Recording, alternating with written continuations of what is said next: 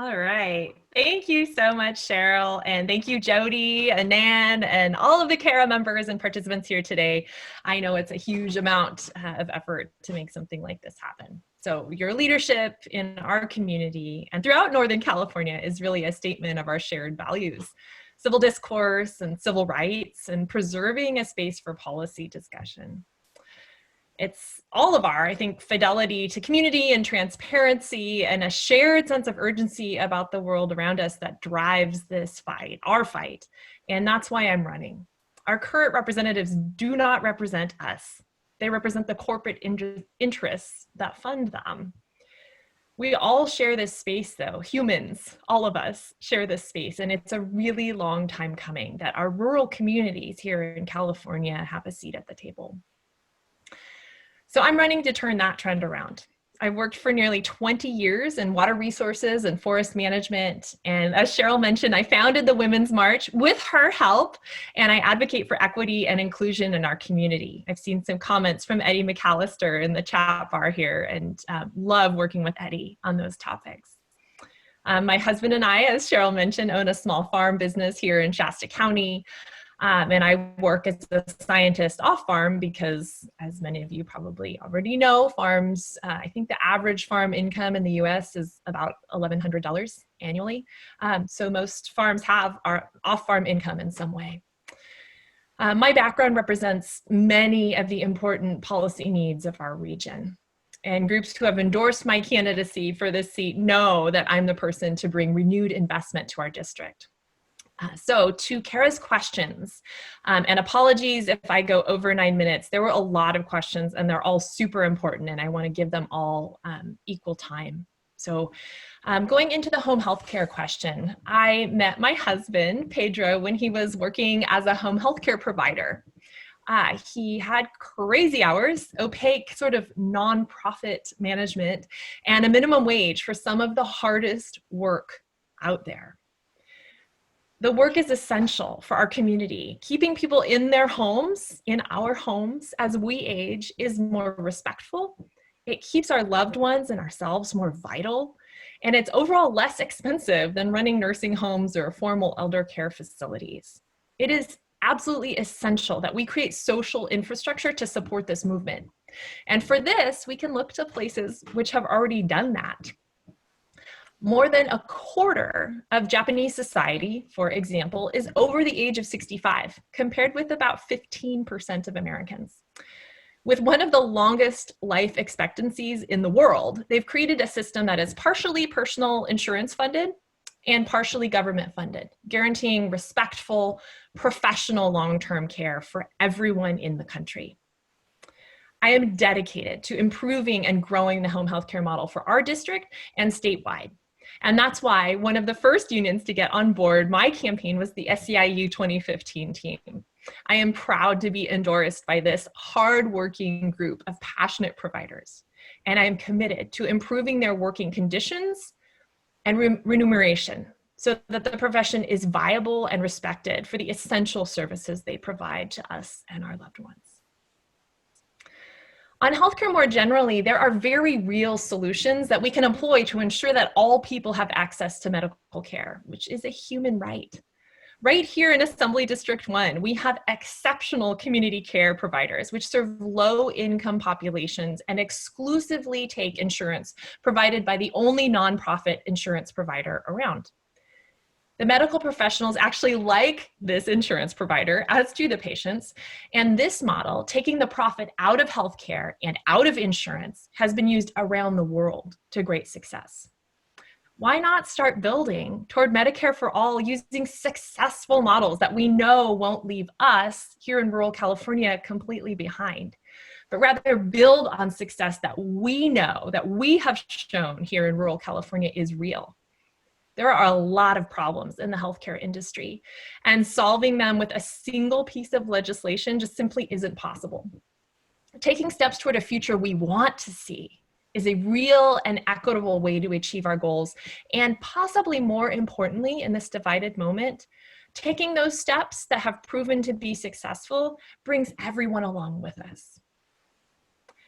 In addition to taking the profit out of healthcare, I also advocate for California manufacturing generic drugs for all Californians. This actually was core to Gavin Newsom's budget in January before, of course, the pandemic and recession hit. And so we know that it is viable and possible and will bring new and renewed investment to our rural communities and throughout our state. Because right now we, the public, we invest in research and development and then hand the profit side of the equation over to private industry. It is time that we took that back into the public sphere and ensured that California residents, our friends and neighbors, and us are able to get quality medications at a price we can afford. So any of you who have heard me speak in the past know that I am a huge proponent for increased investment in our children. And I think we're seeing right now the product of many years of disinvestment and underfunding, a lack of STEM education, science and math, and an absence of public higher education options in rural spaces. Universal early childhood education has benefits that we can't even number. The benefits of all types of education are innumerable, but with a single year of early childhood education, we see higher lifetime income, increased life satisfaction, increased confidence, lowered interactions with the police, all this with a single year of education. So how are we going to get there? The Schools and Communities First initiative on our November ballot is the first step, and it's a long time coming. I have publicly advocated for Proposition 15, the Schools and Communities First initiative, much to my campaign team's chagrin, since before it even got on the ballot. I think Cheryl can attest to that in one of our first candidate forums. The importance of passing Prop 15 cannot be overstated. For example, just 10% of non-residential commercial properties will account for 92% of the revenue that Prop 15 could bring in. 92% of $12 billion will come from 10% of commercial properties.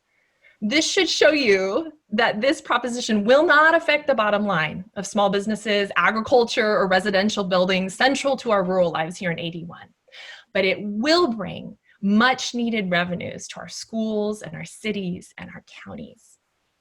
Education is the foundation of where we go as a society. And ensuring renewed investment is the core of my campaign. Prop 15 is an essential step in that direction. So to another economic topic, despite a strong economy, many families are just a paycheck away from being homeless. AB 2405, passed by the legislature this year, identifies housing as a human right, and I concur. It is one of the basic building blocks of being human. We simply don't have enough housing here in AD1. So here are some of my priorities. Number one, getting local jurisdictions to comply with affordable housing laws. Number two, increase state investment in the provision of affordable housing. Number three, tracking the renter protections passed last year by the Newsom administration and making sure that we understand how these affect renters and the market. Number four, addressing predatory corporate property management corporations. That has got to be part of any housing protection policy. And finally, one of the ways to increase renters' rights is to ensure that they have access to legal help. Increasing the funding going to legal aid organizations will allow more people to get help in pushing back on illegal evictions, poor conditions, and unresponsive landlords. So as wrapping up, I know I'm just about out of time, but I just wanted to say, you know, I was an invited speaker at last year's Martin Luther King event here in Shasta County. And I was super lucky to hear Dr. Johnny Lake talk about how civil rights is really just how we care for each other. And he asked, what do you do when your people are hungry? Of course, the answer is you feed them. We feed them. He asked, what do you do when your people don't have a place to live? You house them. What do you do when they're sick and can't afford care? You get them care. We are inextricably tied to one another. the questions that Kara has asked here, which I know I didn't get to all of them, but we can bring them up in a minute here.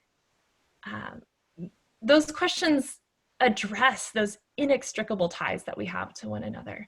These aren't complicated policy, but the politics are incredibly complicated. When we have a member of the super minority party representing us, getting things done requires someone who can speak the same language as those in power and effectively bring the clarity and immediacy of our North State values and needs to the table. We know this is an uphill climb, but we're a year and a half in, going all the way. All the polls are pointing in our direction. We have made significant progress. We've broken records, and we have the attention of many of our statewide leaders. So what's the next step? We get real representation for Assembly District 1. Our region is essential to California's future, and we, the independent voices of the North State, are essential Californians.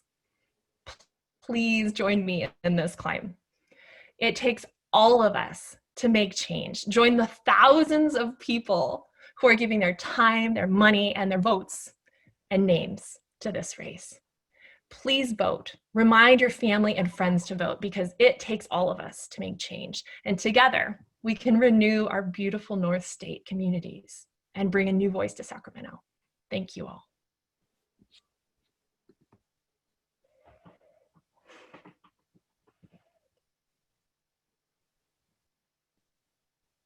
There. Thank you so much, Elizabeth. Thank you for all three of our candidates. Would you give them all a great big hand? No, you guys can't hear it, but we're all clapping for you. Just to reiterate, all three of these candidates are people first. They support the common good, and they are there for all of us. All right. So now we're supposed to take a break for a dance movement. We've been sitting for a long time. We wanted to take us, huh? Do I get questions? Oh, that's right. I'm sorry. I'm going on. It's Elizabeth's question. Sorry. I'm moving on. Elizabeth gets questions. So I'm going to pass it over to Susan, and she'll look for hands that are up for questions for Elizabeth. Sorry. No problem. I was ready to do a dance break. Sorry. You can do a dance break, Cheryl. All right. So if you would like to ask Elizabeth a question, go ahead and raise your hand in the participants, or *9 if you're calling in by phone.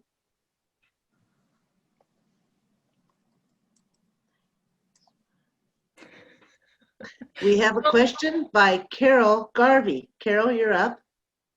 Hi there. I'm from Santa Clara County, so I'm not familiar with the races except for now. I just have a question regarding Brian and Megan. Are they both incumbents? Or one of them running for the first time, or? Nope, they are both incumbents. And thank you for that question. And thank you for being here. I actually went to San Jose State for my first 2 years of college. So. No, Santa Clara County. But yeah, Megan won in a special election last year after Brian moved up to state Senate.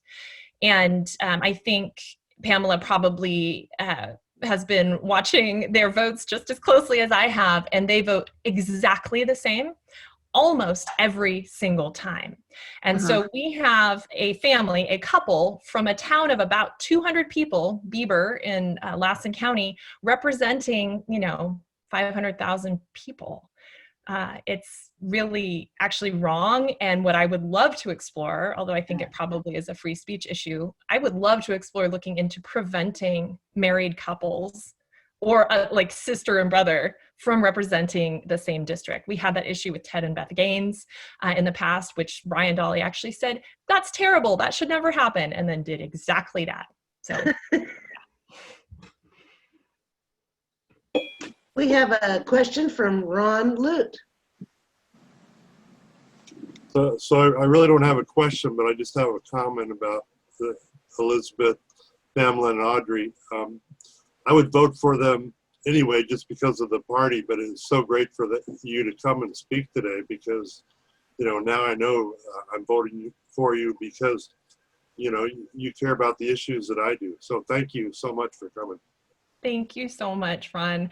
I am grateful and honored to have your vote, 100%.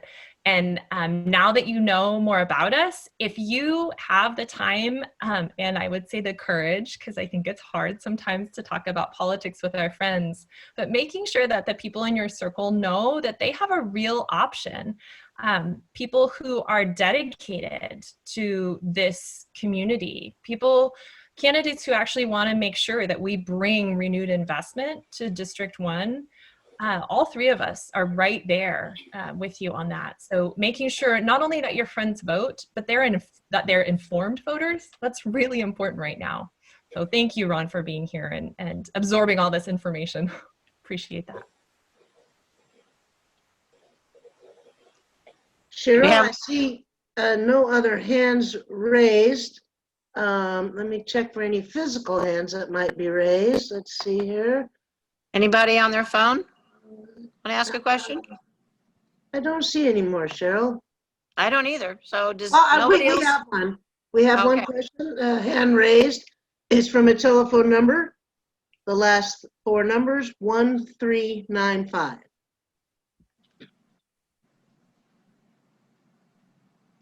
And if you unmute yourself, Do they press *9 to unmute? No, you have to press *6 to unmute. Press Thanks, Jody. *6 on your phone. I'm unmuted.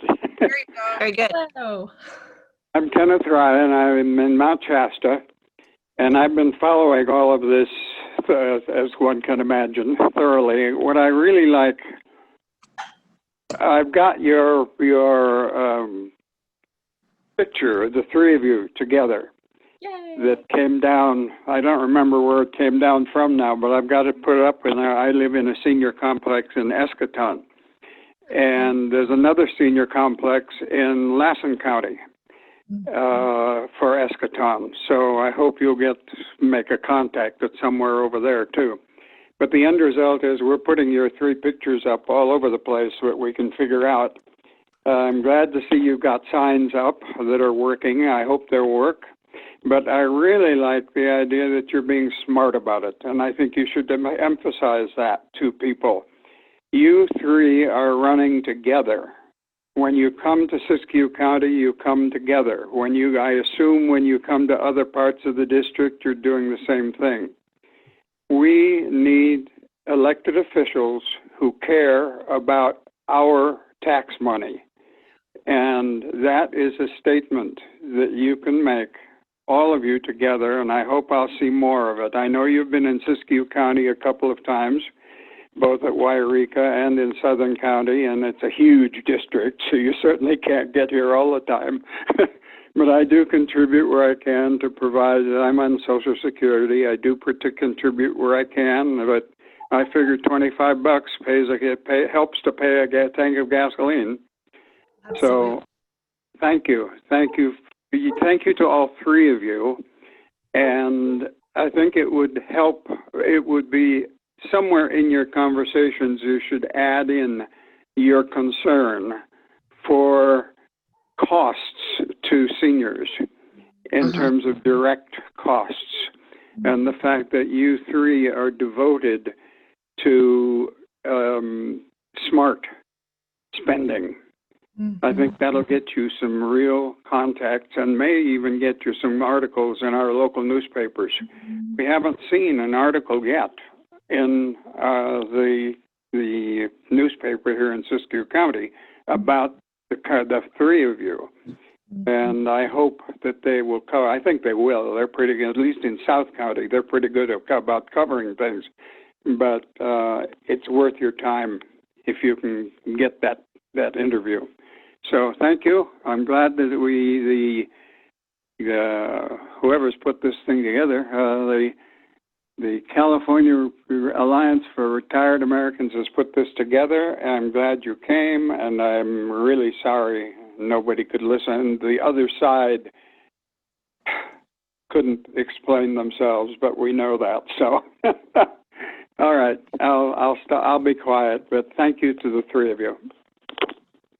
Thank you, Kenneth. That's a lot of great comments in there. I mean, gosh, I think one of the things, well, I know when I won't speak for the others, although we agree on so much, but definitely raising taxes on working and retired Americans, Californians, is not in the cards as far as I'm concerned.